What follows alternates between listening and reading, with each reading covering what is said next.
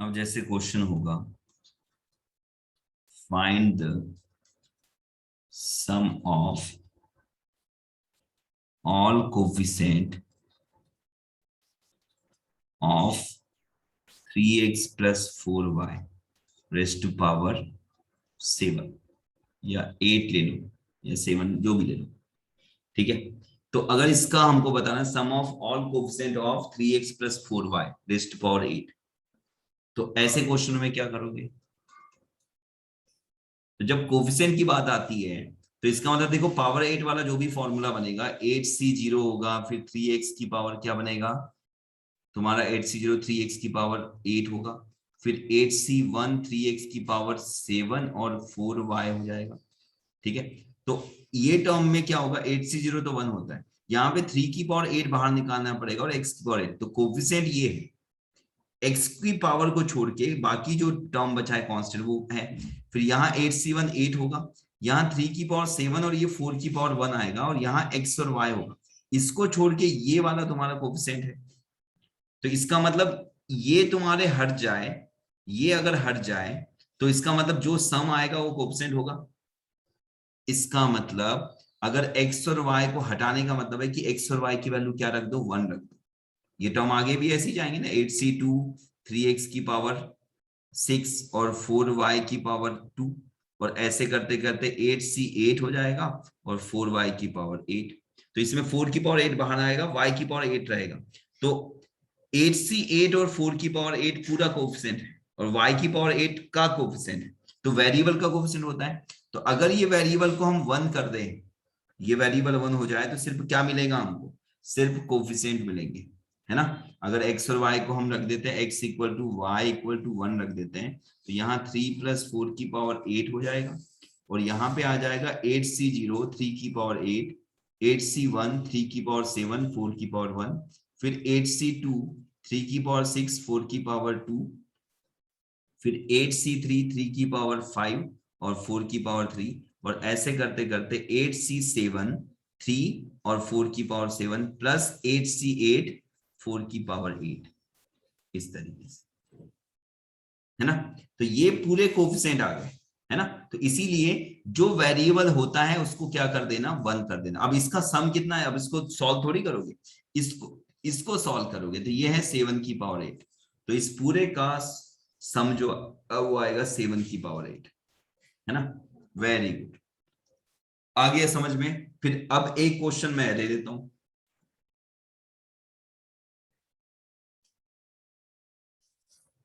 अब ये सिर्फ 2 टर्म की बात नहीं, 3 टर्म भी आएंगे तो वही होगा। तो sum of all coefficient of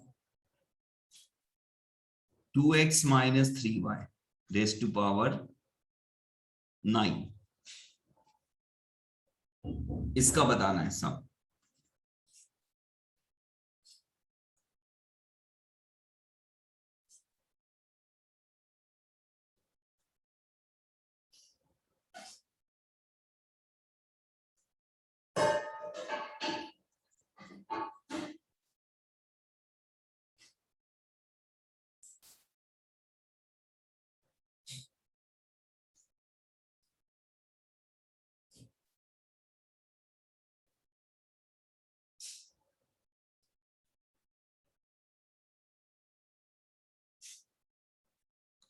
क्या आ जाएगा इसका आंसर, डायरेक्ट बता सकते हो, तुरंत बता सकते हो।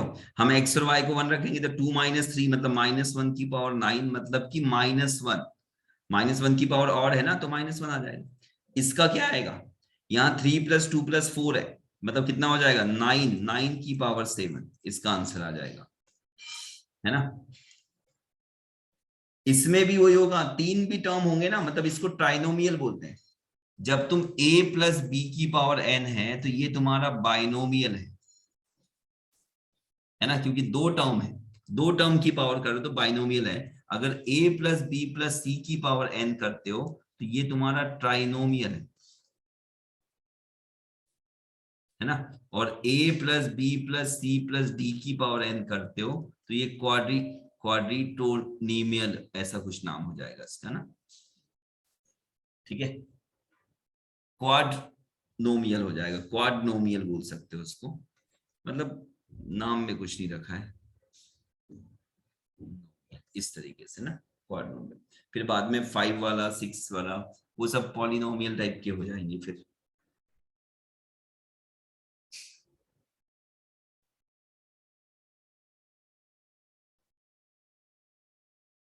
ठीक है, समझ में आ गया, मतलब ये सब निकाल सकते हो तो, ठीक है।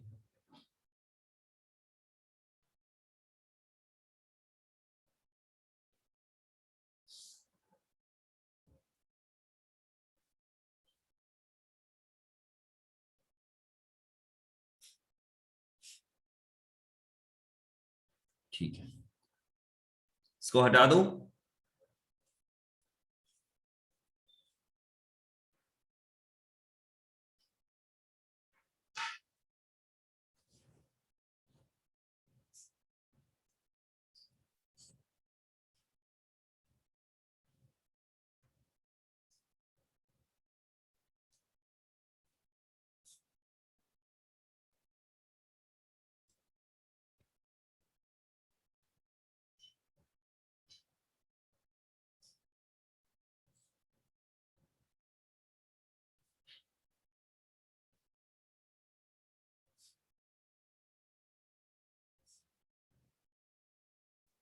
ठीक है, अब देखो तुमको पास्कल ट्रायंगल तो याद है ना? यस सर, याद है सर, आता है। इस तरीके से, ठीक है। तो इसमें अगर तुम ध्यान से देखो, जो कि तुम देखते हो 21 35 25 21 7 और 1, तो देखो ऑड टर्म जो होते हैं, जैसे a प्लस बी की पावर 3 वाला ये होगा, a प्लस बी की पावर 5 वाला, a प्लस बी की पावर 7 वाला, इसमें देखो ये दो टर्म का सम और ये दो टर्म का सम सेम होगा, इन तीन टर्म का सम और इन तीन टर्म का सम सेम होगा, क्योंकि टोटल 6 होते हैं, क्योंकि ऑड में ही इवन टर्म्स होते हैं, ऑड पावर में ही इवन टर्म्स होते हैं। अगर तुम पावर 4 की बात करते हो तो इसमें हम बीच में नहीं कर सकते ना, बीच में कर सकते क्या? इसको किसी एक के साथ लेना पड़ेगा तो गड़बड़ हो गया, तो ये 6 बीच में आ गया, मतलब ऑड टर्म्स होते हैं तो हम दो बराबर टर्म नहीं ले सकते इवन वाले केस में, लेकिन ऑड वाले में ले सकते हैं और उनका सम भी बराबर आता है। ये देखो ये सम बराबर आता है, इसका मतलब क्या हुआ, अगर इफ एन क्या है तुम्हारी, ऑड है, एन अगर ऑड है तो उस केस में हम बोल सकते हैं NC0 plus NC1 plus NC2 से लेके कहां तक जाएगा, NC n-1/2 तक जाएगा, और उसके बाद यहां पे आएगा NCn+1/2 से लेके NC उसके आगे जाके NCn तक जाएगा। समझ पा रहे हो क्या? इस चीज को समझ पाओगे? इससे पहले NCn-1 होगा, मतलब अगर जैसे एग्जांपल लेता हूं, अगर n की वैल्यू 7 है तो NC0 plus NC1 plus sorry 7C0 7C1 7C2 7C3, ठीक है, चार टर्म हो गए, इक्वल टू आएगा 7C4 7C5 7C6 और 7C7। तो ये जो 3 है ये एक्चुअल में 7-1/2, और ये जो 4 है वो 7+1/2 है, मतलब n+1/2, और ये n-1/2, इसके बारे में मैं पहले बता चुका हूँ मिडिल टर्म के बारे में, है ना? तो दिक्कत नहीं, ऐसा भी होता है।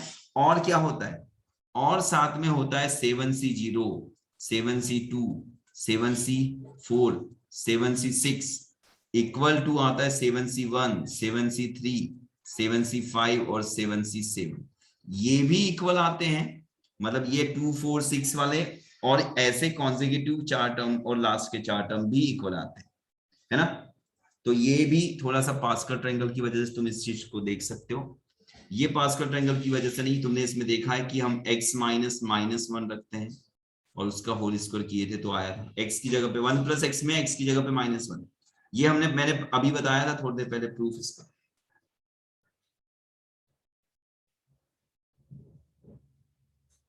इसका मतलब ऑड नंबर्स वाले टर्म में हम क्या लिख सकते हैं, अगर ऐसा लिखते हो 2n+1, ये ऑड है, कंफर्म है, क्योंकि n बिलोंग्स टू क्या होता है, n बिलोंग्स टू कोई नेचुरल नंबर होगा, तो नेचुरल नंबर का डबल इवन हो गया, इवन +1 करोगे तो ऑड होगा, तो 2n+1 C0, 2n+C2 और 2n+1 C4 से लेके कहां तक जाओगे तुम? ये लास्ट टर्म जाएगा 2n+1 C, कहां तक जाएगा? 0 से शुरू किया, इवन इवन आ रहा है तो 2n तक जाएगा, नहीं n तक जाएगा, वो डिपेंड करेगा लास्ट वाला टर्म क्या बनने वाला है। पक्का है कि n इवन और कुछ भी हो सकता है, ठीक है। वो इक्वल टू क्या आएगा, जो भी है लास्ट वाला टर्म जो भी बने, है ना, कोई एक होगा NC0 NCn या NCn+1 में से 2n+1 Cn या फिर 2n+1 Cn+1, इन दोनों में से कोई एक होगा, और इक्वल टू आएगा 2n+1 C1 2n+1 C3। इसको वैसे नहीं भी समझोगे तो वो सेम ही चीज है 5, और ऐसे आगे बढ़ते हैं। ये ऑड के लिए हो गया ना, इवन के लिए भी लगभग सेम इसी तरीके से होगा।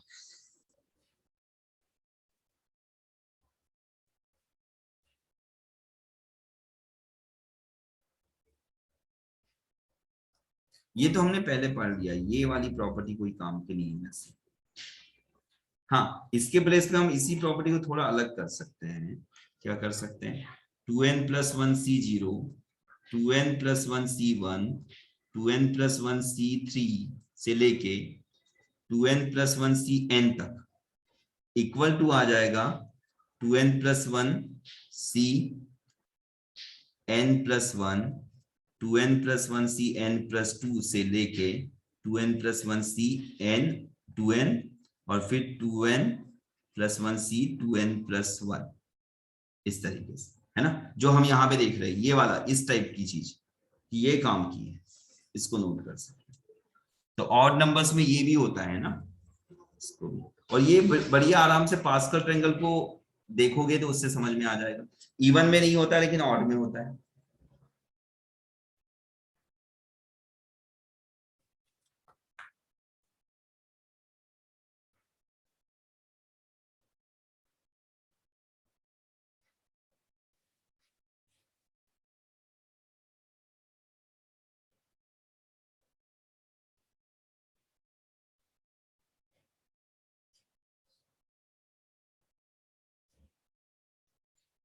इसमें अगर बहुत सारा ऑब्जर्व करो तो बहुत सारी चीजें और मिलती है। जैसे तुम अगर ढूंढते हो कि ऐसे हमारा 1+x⁴n वाले टर्म में, ठीक है, इन द एक्सपेंशन, ठीक है, 1+x⁴n में, ठीक है, coefficient of rth, r+1th and r+2th term are in AP, ठीक है, देन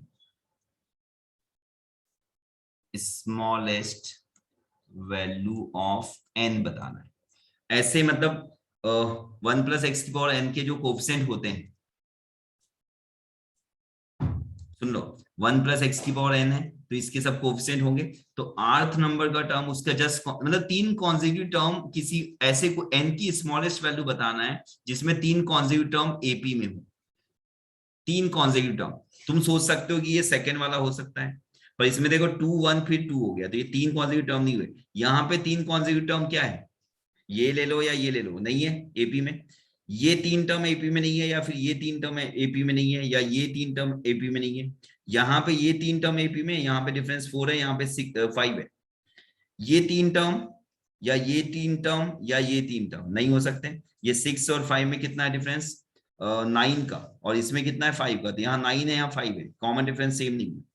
इस वाले टर्म को देखो 1 7 21 में ये 6 है और यहाँ पे 14 है, नहीं है, पर 7 21 और 35 को देखो, इसमें डिफरेंस 14 का है और इसमें भी डिफरेंस 14 का है। तो सबसे पहला जो स्मॉलेस्ट वैल्यू n की आएगी वो आएगी 7। ये पास्कल ट्रायंगल से भी समझ सकते हैं, है ना, पास्कल ट्रायंगल से बहुत इजीली समझ सकते हैं।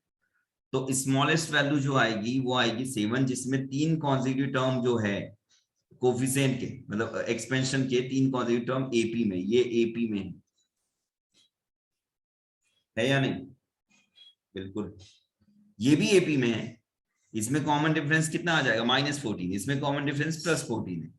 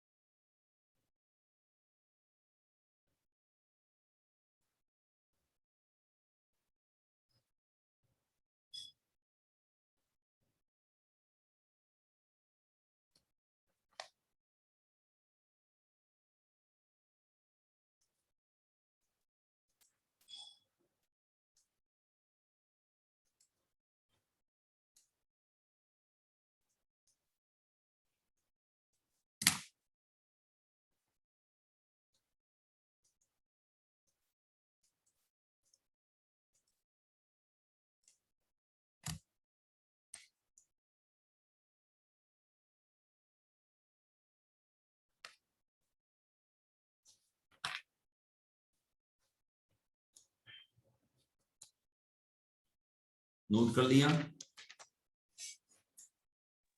यस सर, कर लिया। हाँ, यस सर। चलो ठीक है, आज इतना ही रखते हैं, नेक्स्ट क्लास में देखते हैं फिर, है ना, आगे की चीजें।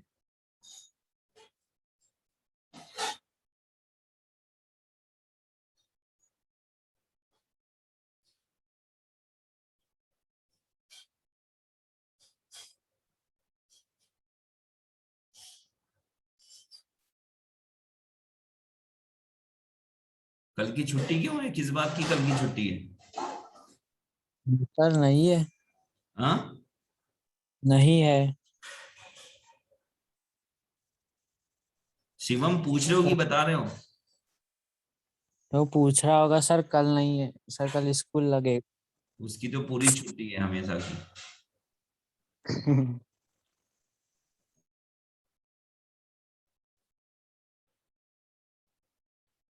सर जा सकते क्या? हाँ सर ठीक है, मी आई। चलो, tata bye bye. Thank you sir. ठीक है, चलो ठीक है, ओके, चलो टाटा बाय बाय।